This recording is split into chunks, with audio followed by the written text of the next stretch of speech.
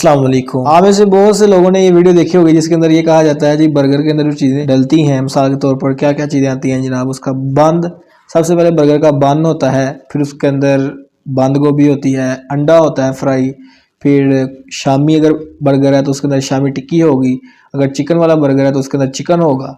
तो सवाल ये है कि बर्गर फिर हमारी हेल्थ के लिए बुरा है या अच्छा है, ठीक है। तो ये आज मैं आपको क्लियर कर दूंगा। तो कुछ चीज़ें मैं आपके साथ डिस्कस ऐसी करूंगा जिसके ज़रिए आपको पता चल जाएगा, आपको समझ आ जाएगी क्या बर्गर आपको खाना चाहिए या नहीं खाना चाहिए। सवाल ये है कि अगर आप एक बर्गर खा लेते हैं तो एक टाइम का अगर आप खाना स्किप करके अगर बर्गर खा लेते हैं तो आपको तो कोई नुकसान नहीं होना चाहिए, लेकिन नुकसान कहाँ होता है वो उसके ऊपर बात करते हैं। तो ये बड़ी इंपॉर्टेंट बात है। असल में बर्गर जो है ना, आमतौर पर जो दुकानों पे बनते हैं वो ऑयल के अंदर बनते हैं और ऑयल की क्वांटिटी बर्गर के अंदर ज़्यादा होती है, यानी फैट्स ऑयल्स के अंदर ज़्यादा होते हैं।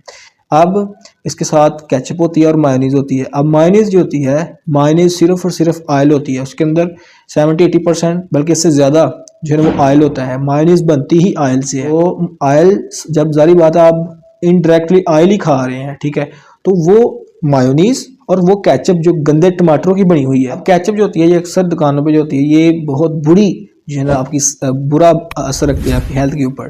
तो मायोनीज़ जो सिर्फ और सिर्फ ऑयल है, केचप, और तीसरे नंबर पे जो ऑयल जिसके अंदर वो बर्गर बन रहा है। तो ये तीन चीज़ें जो होती है ना, असल में एक बर्गर को आपकी सेहत के लिए बुरा बना देती हैं। तो अगर आप ऐसा करें, कम स्पाइसी, इस तरह की बुरी केचप, ऑयल और ये मायोनीज़, इन तीनों चीज़ों के बगैर अगर आप बर्गर खाते हैं, क्योंकि बहुत ही कम मकदार में ऑयल यूज़ हुआ हो, तो अब अगर वो बर्गर जो बना होगा वो जो है वो आपको नुकसान नहीं पहुंचाएगा, आपकी हेल्थ के लिए नुकसानदार नहीं है। पहले तो मैंने ये बता दिया कि अगर आप ये चीज़ें इसके अंदर ऐड कर रहे हैं ना, ऑयल मैंने आपको बताया, ठीक है, ये सारी चीज़ें मैंने आपको बताई, अगर ये चीज़ें ज़्यादा हैं तो आपका बर्गर, सारी बात आपके लिए बहुत ज़्यादा नुकसानदेह है आपकी हेल्थ के लिए। आर्टरीज को ब्लॉक कर सकता है, हार्ट अटैक के चांसेस बढ़ जाते हैं, मोटापा बढ़ जाता है, फैट्स आपकी बेली के ऊपर सबसे पहले जमा होते हैं, ठीक है, आहिस्ता आहिस्ता, और फिर ये और भी काफ़ी प्रॉब्लम्स, लीवर को जो है ना वो बहुत ज़्यादा नुकसान पहुँच जाता है। तो ये सारे नुकसान इससे होते हैं। लेकिन अगर मैंने आपको बताया इन चीज़ों के बगैर अगर आप बर्गर खाते हैं ना, तो वो आपकी हेल्थ को इतना एज सच नुकसान नहीं पहुंचाता। फिर एक और चीज़ आती है और वो आती है लत लग जाना, नशा लग जाना किसी चीज़ का ना। ऐसे जो नशे होते हैं ये नशा करते हैं ना चीज़ों का, ड्रग्स वगैरह का। तो अगर जंक फूड होता है ना, इसका असल में एक नशा होता है। तो जंक फूड जो होता है, अगर आप इसको रोज़ाना डेली बेसिस पे कंज्यूम करते हैं तो फिर आपके ये नुकसान होता है। एक तो नुकसान तब होता है जब आप इन गंदी चीज़ों के साथ बर्गर या कोई भी जंक फूड खाते हैं, तो फिर आपको नुकसान है हेल्थ के लिए।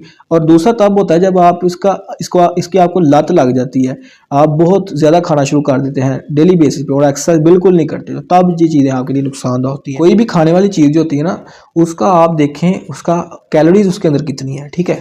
तो सबसे पहले तो ये देखें आपकी बॉडी को रोज़ाना कितनी कैलोरीज चाहिए। तो कैलकुलेटर उसके लिए गूगल पे अवेलेबल होते हैं। आपने गूगल के ऊपर जाकर लिखना है कैलोरीज कैलकुलेटर। वो आपसे आपकी एज पूछेगा, आपका जेंडर पूछेगा, आपका वेट पूछेगा, आपकी डेली की रूटीन पूछेगा कि आप एक्सरसाइज कितनी करती हैं, ठीक है।